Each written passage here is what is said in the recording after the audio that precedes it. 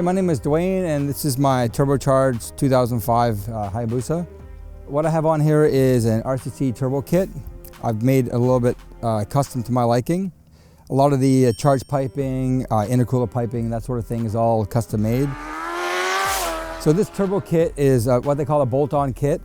Normally they make around between 230 and 250 wheel. I was told that by having the boost too high, it will possibly blow a head gasket. So what we've done is we took the engine out of the bike and put a spacer plate on it from RCC. So it's got an 80,000 spacer plate with an aftermarket head gasket, ARP studs and nuts on it with adjustable APE cam gear. And that's it. The bike makes 291 on a hot day. It's 154 torque.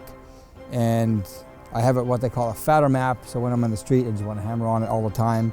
Same boost, 10 pounds. Makes 273 and 144 torque. I'm just getting used to it at 273, run it at the track.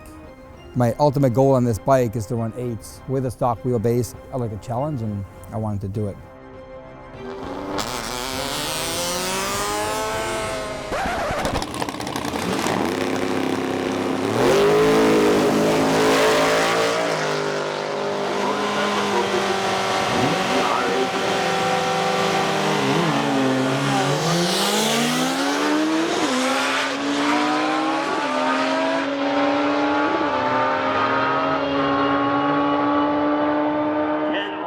My name is Duane. I'm Lee. We are at Mission Raceway racing my bike. I've got Lee, my good buddy here, trying to give me some tips on how to get better. 8-second bike buddy here. And he's getting better every time. 60 foot still sucking right now, but I'm working on it. Fast is a 9.5 at 159. He'll be better the next run. He'll be a 9.4. That's where he wants to go. That's the plan. We go on a 10th every run. It's my goal, 9.4 for now. It'll always get better, but 9.4 is my next. Well, the thing is, if he doesn't do a 9.4, he has to buy me a beer.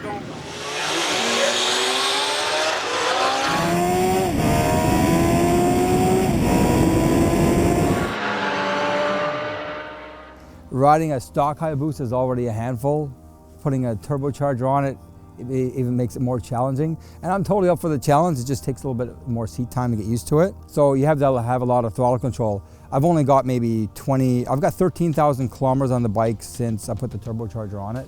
I'm getting pretty used to it, so now I'm getting used to just rolling into it. And you do a wheelie, you can actually bring it down nice. You don't have to worry about, getting on it and flipping it, because that was my ultimate concern when I first put the turbo on the bike.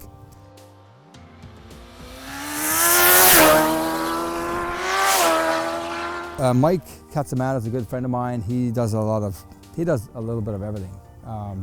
Rotisserie, he does a body guy, but he also does a lot of custom fab, like crazy fab work.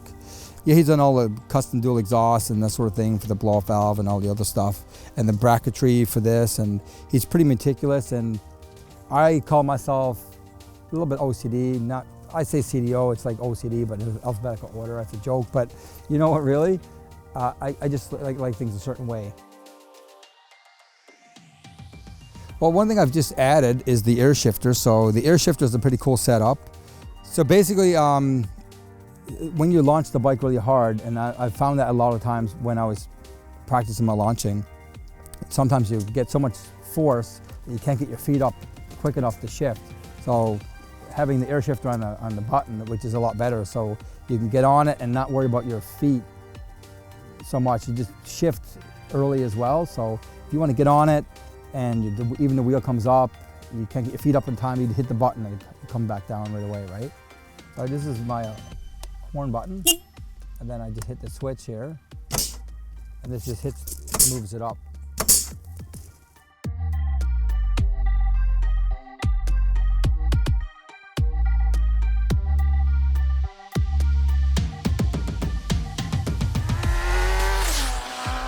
Hey man, did you upgrade the brakes?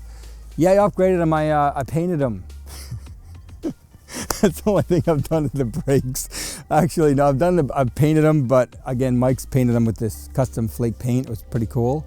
And I did core motor brake lines. That's all I've done to the brakes. So as far as fuel, a lot of people say, man, it must suck back the fuel. Well, it's got an FMU on it, so it's boosts the fuel pressure up with the stock injector. So if I'm just cruising along, it's just like factory. So it's tuned, Mike Stronick tuned it, and it's been super reliable. I did a 3,600 kilometer, what's that, 2,000 miles, I believe, give or take, road trip in 3 days. Runs perfect. Changed the oil, put some new plugs in it. I'm pretty keen on maintenance on it. So this is totally a beginner bike. I'm just kidding. So a beginner bike, definitely not a beginner bike. If you know, some people have a misconception that, oh, you can ride pretty much anything. So if you're going to start off just riding a bike, I think even a 600 is a little bit much because they're a pretty fast bike to begin with as well. So I'd start off with something a little bit slower and progress up. Everybody's got a different feeling on that, but I believe if you're going to ride a bike like this, at least turbocharged, I'd start off with some riding experience obviously first, and then start with the stock Hayabusa at least, because they're already a handful. So we've got a 19 RCS Brembo clutch master, reservoirs from our Rizoma, just some small touches to it, the Pew windshield, the standard stuff a lot of people do, and just a few little touches to it, like I've loaded it with Brock suspension, like the Brock's Triple Tree, the Brock's lowering adjustable links on it, aftermarket chain of course. There's a lot of small things you don't see underneath, and that's, you know, the braided lines, the hoses, which didn't come with the kit as well. The kit came with brass fittings and rubber hoses, so I've changed all that. Again, it's not needed, it's just something that I like to do because it's my thing.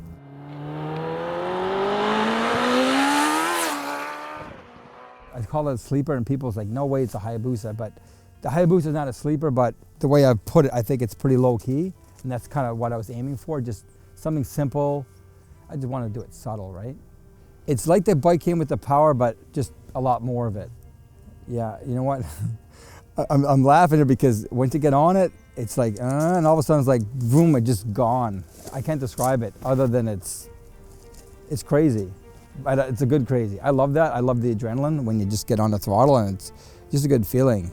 And it's memorable every day because I ride the bike a lot. So it's the speedometer. I just can't fathom sometimes. It's like, whoa, man, you look at the speedometer and you're cracking it open, and speedometer is like, it's like a tack. And I kind of giggle in my head because it's just a cool feeling, you know?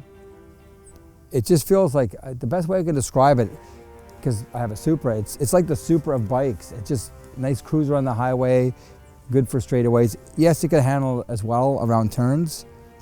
I didn't buy it for that. I did it because I wanted something comfortable that was fast. I want to get around traffic in a hurry. I just decided to get around faster with putting a turbo on it.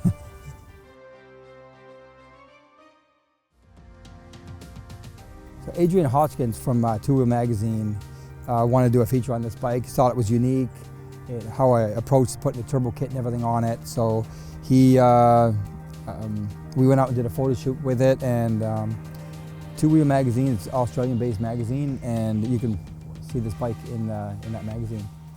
So apparently we pissed off this last guy. We're at a new location, in case anybody didn't notice. The last guy apparently didn't like us in the last location, so he decided to get out his weed whacker and just make a bunch of noise and throw it in the air. And he was a total asshole. So here we are at a new location. It's actually a better day today anyway, it's not so hot. And it's early in the morning. These guys woke me up at 7 in the morning this morning. What the fuck?